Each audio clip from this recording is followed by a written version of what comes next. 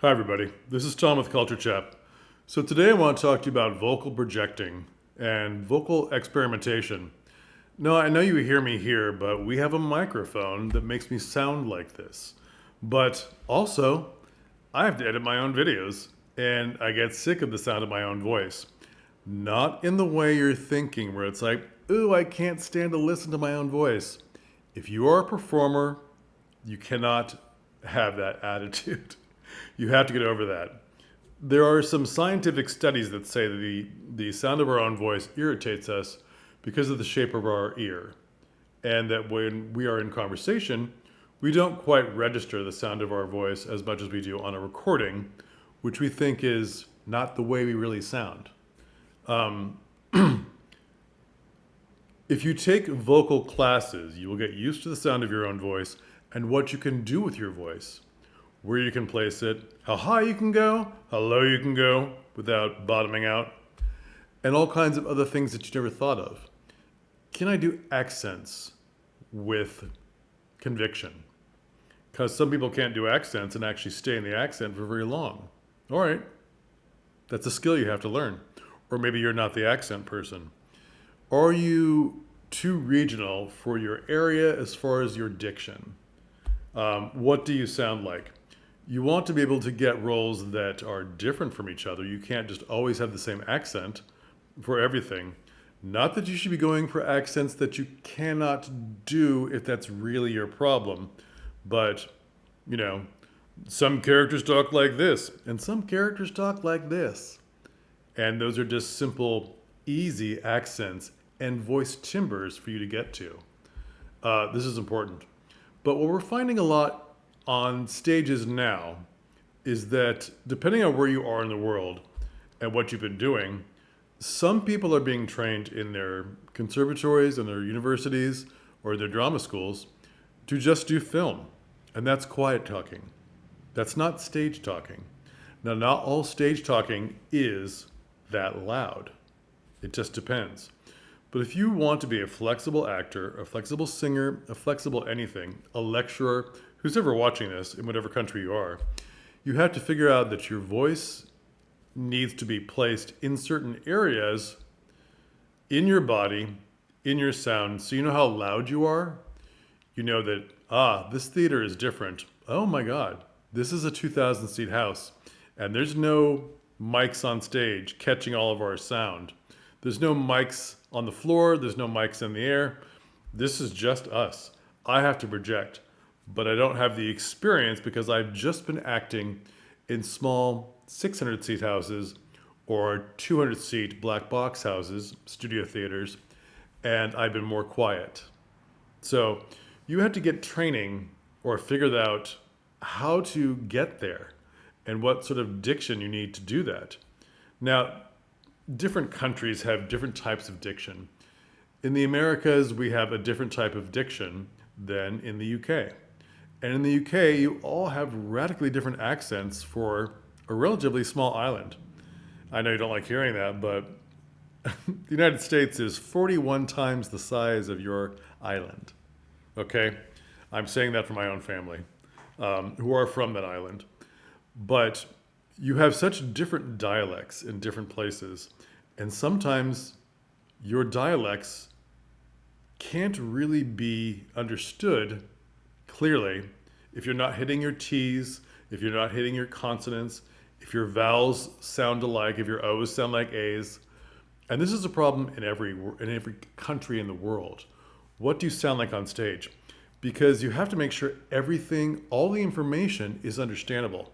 And you have to make sure all the information is getting out to the audience with your vocal projection.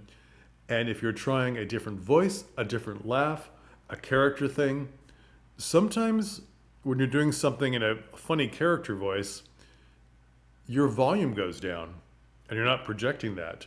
Or maybe the character voice is, it's hard to do. Maybe your character voice is amazing, but not everything gets out clearly because you're mumbling that line. How do you mumble and project? How do you mumble and project with a quiet accent? or saying a word. Perhaps you're speaking in French, and French really isn't a loud language, but there's a lot of je and je sounds that may not reach the rest of the audience. How do you tackle that? How do you tackle that? Maybe you're fine in your home country, speaking your home language, and there's just some sort of word that you say that is maybe a bakery product, or the name of a food, or the name of a feeling, like the word frisson. You know, in French it means like a moment. It's got a better meaning than that, but let's just say for that it means a moment. But it's a special kind of moment. It's sort of like a zing moment. Now, if you're not familiar with saying frisson in the correct way, the meaning won't reach your audience. If you decide that, oh, I'm speaking French, so I'm going to say it quietly and in a mocking accent, and all that comedy that's coming out of your mouth, or maybe you're going to laugh through it, like, oh, frisson. Did you laugh all the way through the word, and now they don't know what you said? So it's never wise to like, oh, they laughed and blah, blah, blah, and laugh through the words and not pronounce them correctly or enunciate them correctly, because your laughing has interrupted your projecting. All right? So look into taking some classes, look on YouTube, look on Nebula, wherever you think, and get a variety of ideas. That's the best thing about seeing these videos from instructors, especially someplace like Nebula, which has a lot of instructors. There are different opinions and different things and different voice timbre classes. So if it was me, I would go on and say, I would like the baritone class for speaking in a large house or something like that. Saying quiet words, having tender scenes as a baritone in a large house. What does that mean for me?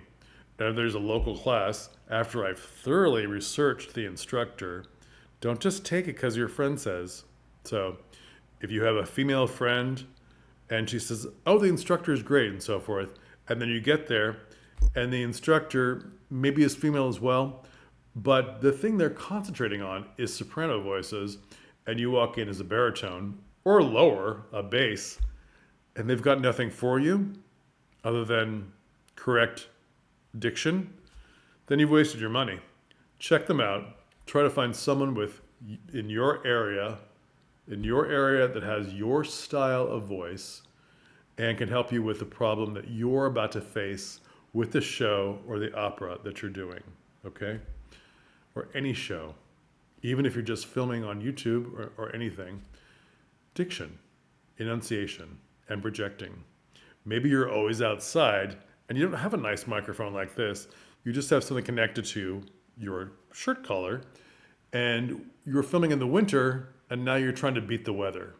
Because normally you film in summer, and this is fine having the microphone there, but now it's winter, it's slightly windy, it's picking up everything. You need to find a different way of projecting that, a different way of speaking.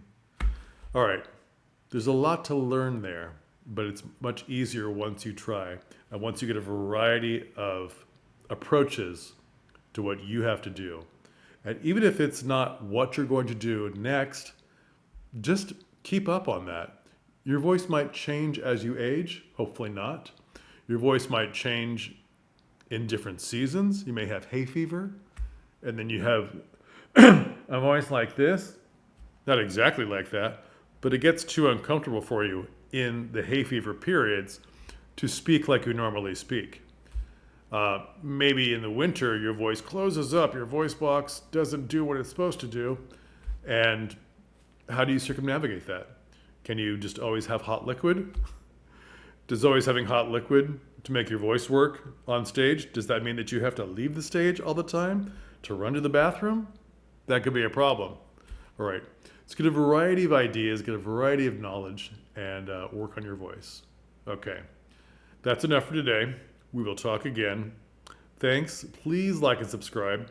Subscribing is important. I'm getting a lot of views, which is great, but not a lot of subscribers. Please help me out. Okay. Thanks.